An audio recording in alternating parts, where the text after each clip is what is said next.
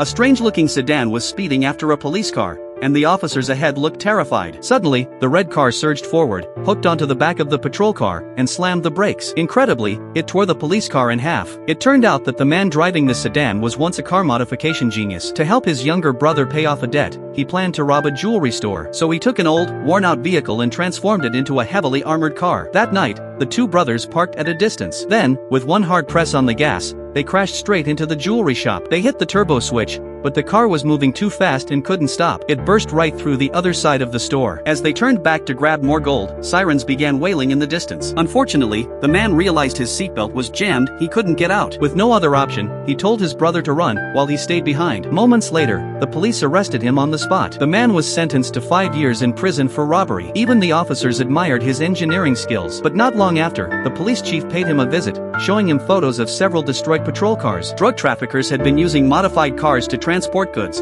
and the police fleet just couldn't keep up. The chief offered him a deal. If he helped upgrade their cars, they would reduce his sentence. With the man's help, the patrol cars saw massive improvements. A few days later, the chief drove one of the upgraded vehicles during a raid. Thanks to the modifications, the patrol car reached a top speed of 240 miles per hour. Its bumper was so reinforced that it completely totaled the trafficker's car on impact. It was one of the department's most successful operations. While searching the wrecked vehicle, the chief found a familiar-looking turbo switch. Back at the station, he tossed it to the man, who immediately recognized it. It was a power switch he had invented himself, but he had only ever taught the design to one person, his brother. Could his brother have been modifying cars for the traffickers? Determined to find out the truth, the man took the chief to a local repair shop. There, they found his brother. But before he could say anything, two armed traffickers suddenly appeared. They drew their guns, ready to kill, but the chief jumped in just in time and took them down. Soon after, two other officers arrived. They took custody of the traffickers, and the chief prepared to leave with the man and his brother. But just then, one of the officers pulled out a gun and shot the chief dead. He was an undercover mole planted by the cartel, afraid of being exposed.